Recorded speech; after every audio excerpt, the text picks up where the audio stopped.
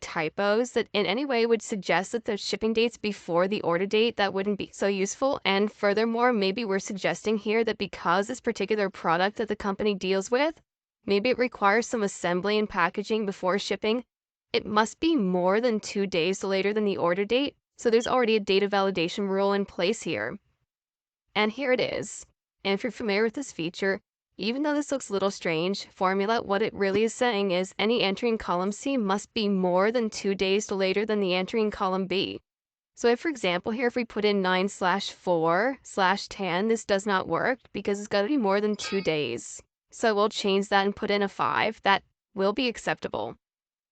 Let's imagine that you might want to have a further restriction here that prevents any of the shipping days from being Sunday, possibly even Saturday. Which day of the week is this?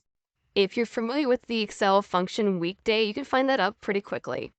This function, for some people, is a little disappointing at first, but the weekday of this date is 1. Well, 1 means Sunday, 2, Monday, etc. If the weekday is 1, this is a Sunday. We want to prevent any entries in here that are Sundays.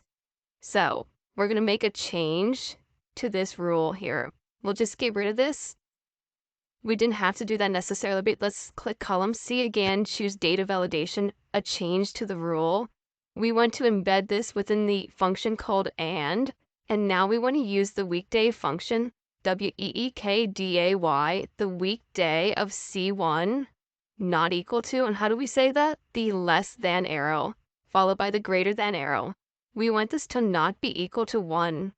So we've altered the formula to prevent two kinds of entries. Those shipping dates that are within the 2 days after the order date, and any weekday that's equal to 1, namely Sunday.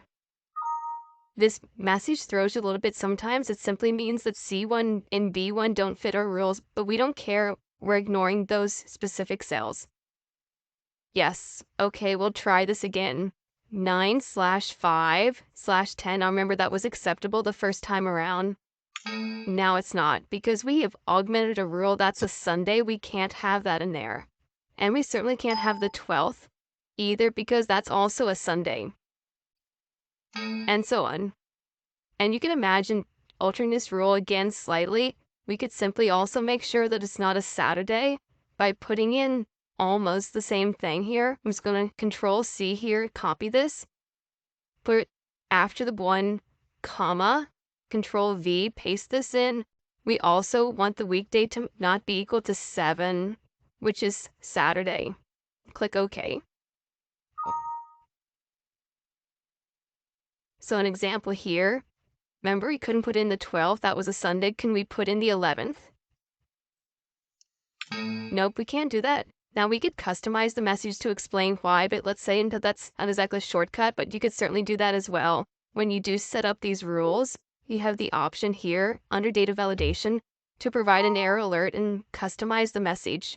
You can actually put in your own title and message and so on if you wish. But the main idea here is we do have control, because we're aware of a function called weekday, to prevent weekdays of a certain day from occurring here. And you can imagine other applications of this, but data validation along with the weekday function do give us firm control over the entries in column C.